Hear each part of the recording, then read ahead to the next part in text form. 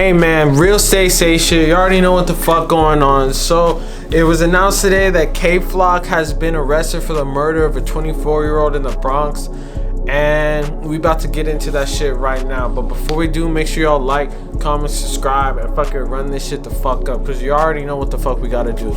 Make sure y'all check out my motherfucking merch, link in the description. Now let's fucking go. So today, Kay Flock was basically, it was announced that he was arrested on the murder of a 24-year-old in the Bronx in a barbershop. Police, the NYPD, are saying that he pulled up to the barbershop, saw a rival gang member, shot him in the neck, in the back, and killed him, and then left the scene.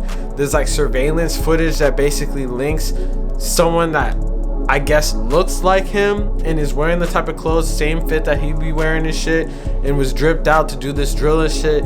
Shit is definitely crazy, man. And it's definitely not looking good for Kay Flock if he's arrested, because this would be the quickest rise and fall, like, basically, that I've ever even seen. This rising Bronx rapper was kind of like the biggest thing coming out of New York. This nigga was kind of on a crash course ever since he sort of started popping off.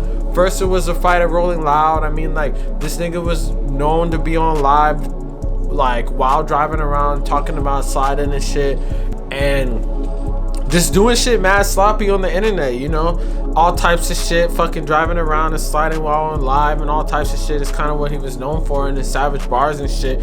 So it's no surprise, I mean, that he gets wrapped up in this. But it's so crazy because this nigga's career was going so far and this nigga was getting so hits, and his shit was just on like a whole nother level of recognition to this point, that it's just kind of sad that, like, niggas even fucking see this shit like happening right now to his career. But I guess it's not a total surprise, because he's like one of those people that like really live what they be talking about and really be sliding. And like a lot of these niggas that are really in like gangs in New York right now, like it's really a violent time. Like, in case y'all didn't notice, like this nigga had a whole other incident where people that were related to him basically got shot, and it went viral in the news earlier this year, and it was like niggas like 16 years old getting shot and shit. And then now it's like him, apparently they don't, I guess they can't even tell for sure, because you look at the surveillance picture, you can't even see his face, and he was masked up.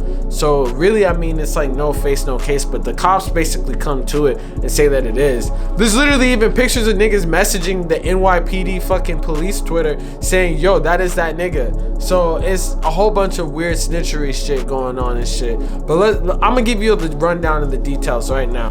So police claim that Kay Flock walked in a barbershop, saw someone he had issues with, started an argument, and then both went outside. Cops claim Kay Flock pulled a gun and shot the victim in the neck and the back.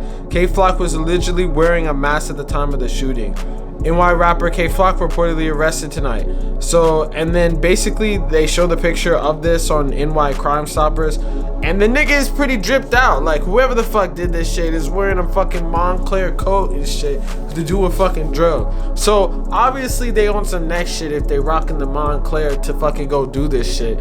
That's like definitely, I mean, like, it's definitely probably wasn't planned or whatever, especially if the nigga went out rocking the Montclair. Like, you think niggas were planning to go fucking do a drill on some Montclair shit? I mean, probably. I mean, like, they were probably ready for it, but I don't think that they were plotting on doing that shit.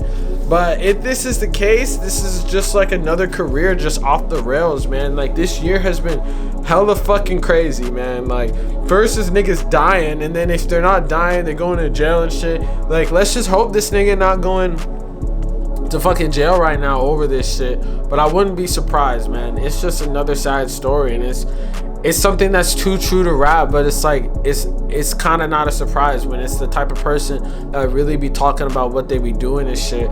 You look at his cousin D-Thang, he was arrested, and I think he's currently in Rikers Island right now, and they were beefing with each other even though they were fucking cousins and shit.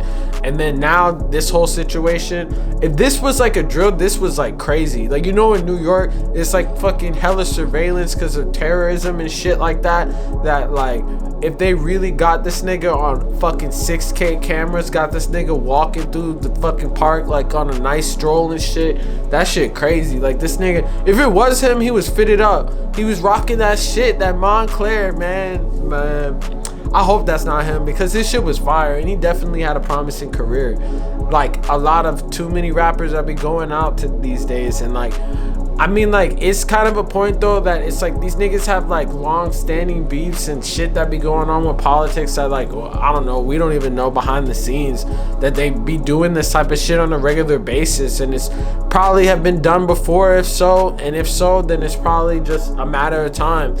But you would think that someone that's that big, that's really controlling the airways in a whole city, would be able to fucking like get out of what they were fucking doing and go and like do something productive. Especially when you have that big ass fan base. You got songs with G Herbo and shit. Like, you really gotta do that shit, man. Like, what the fuck else you gotta do? Like, I don't know if it's like a product of like staying in the fucking city, but I see a lot of niggas that be staying in the city, they be getting caught up in shit. I saw like a lot of like rappers be talking about that when it comes to New York, and you really gotta leave because it's like a big ass city, but everyone that I talk to says it's violent as fuck. So I mean, I really just hope that it's just like a misunderstanding or whatever, but like, I don't know.